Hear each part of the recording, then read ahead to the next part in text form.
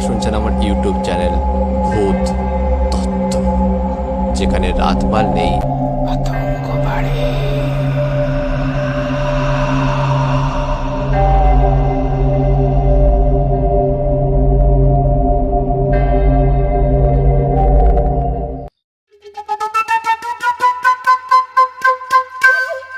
নমস্কার, সকলকে স্বাগত জানাচ্ছি ভূততত্ত্বের আরও একটি জমজমাট ঘটনার সাথে। এবং আজকের আমি ঘটনাটি কালেক্ট করেছি জয়তী জোরদারের কাছ থেকে। তো যেমনটা লেখা রয়েছে আমি ঠিক সেইভাবেই শোনাচ্ছি। এবং আজকের ঘটনাটি বেস করছে উত্তর কলকাতার একটি পরিত্যক্ত বাড়িকে কেন্দ্র করে। তো চলে যাব সোজা ঘটনাতে। নমস্কার বন্ধুরা, আশা করি সবাই খুব ভালো আছেন। আজ আমি যে ঘটনাটি শোনাবো সেটা খুবই ছোট একটি ঘটনা, তবুও বেশ শিহরণ জাগানো। অন্তত আমার বেশ ভয় লেগেছিল। অনেকেই হয়তো বৈজ্ঞানিক ব্যাখ্যা দেওয়ার জন্য প্রস্তুত, কিন্তু আমার মনে হয় বিজ্ঞানের সীমার বাইরেও অনেক অনেক আধ্যাত্মিক ও ভৌতিক ঘটনা ঘটে, যার ব্যাখ্যা খুঁজে পাওয়া অসম্ভব। তাছাড়া আমার ছোটবেলা ও বড়বেলার অনেকটা সময় কেটেছে উত্তর কলকাতার এমন একটি জায়গায়, যেখানে অনেক পুরনো বাড়ি দাঁড়িয়ে আছে রহস্যের মোড়কের আড়ালে। ওখানে অনেক পরিচিতদের মাধ্যমে অনেক ঘটনা শোনা গেছে। কিছু কিছু মনে থাকে, কিছু থাকে না। ওই অঞ্চলের সাথে যারা পরিচিত তারা হয়তো জানবেন। যাই হোক, ঘটনায় প্রবেশ করছি। আমার মামা মাসি অনেক। আমার 5 নম্বর মাসি খুব ডানপিটে ছিলেন, তেমন গানও ভালো করতেন। ওনার অনেক বান্ধবী ছিল। সেই রকম এক বান্ধবী থাকতেন বাড়ির বেশ কাছাকাছি। জায়গাটির কথা সঠিক মনে নেই, হয়তো হাতিবাগানের কাছাকাছি। মাসির ওই বান্ধবীর বাড়িতে বলতে গেলে একটা ছোটোখাটো চিড়িয়াখানা ছিল। সেখানে এক আধবার আমাকে নিয়ে গেছে। তো সেবার হঠাৎ শুনলাম ওদের বাড়িতে ভৌতিক উপদ্রব শুরু হয়েছে।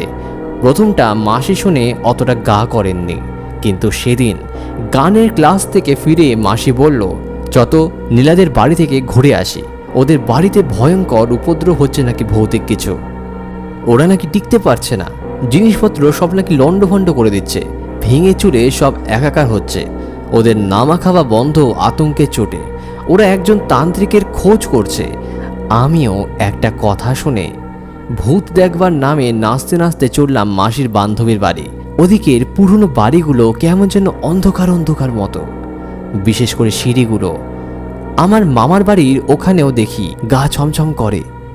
ওই বাড়িতেও কিছু ঘটনা শুনেছি, অনুভব করেছি, সেগুলো অন্য সময় বলবো।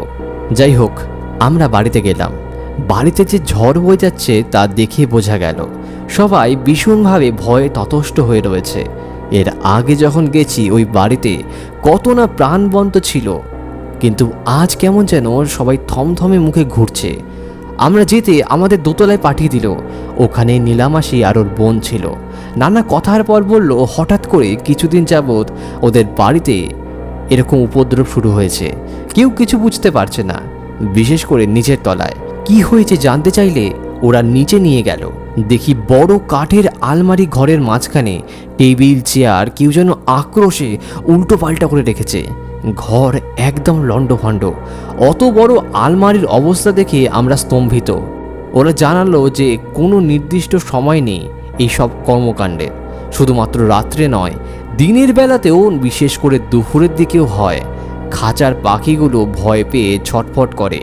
বাড়ির পরিবেশটাও অস্বস্তিকর লাগছিল। ওরা পুজো করেছে, কিন্তু ফল হয়নি। কিছুটা কাজ দিলেও তারপরেও পুরোপুরি বন্ধ হয়ে যায় না। সব দেখে আমরা চলে আসি। পরে শুনেছিলাম কোনো তান্ত্রিককে আনা হয়েছিল।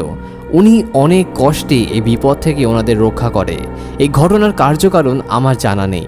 আমি একটা অস্বস্তি ছাড়া আর কিছু অনুভব করিনি, কিন্তু ঘরের ভিতরের অবস্থা, জামা কাপড় এদিক ওদিক ছড়িয়ে থাকার দৃশ্য, এগুলো আমি নিজের চোখে দেখেছি।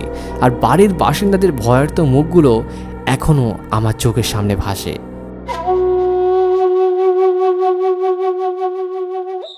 তো এই ছিল আজকের ঘটনা। যদি ভালো লেগে থাকে তাহলে একটি লাইক করতে ভুলবেন না, এবং কমেন্টস করে জানাবেন কেমন লাগলো। আর নতুন হয়ে থাকলে সাবস্ক্রাইব করে বেল আইকনটা বাজিয়ে দেবেন সবার আগে, যাতে আমি যখনই ঘটনা ছাড়বো আপনার কাছে পৌঁছায়। তো দেখা হচ্ছে আবারও কোনো ভৌতিক ঘটনার সাথে।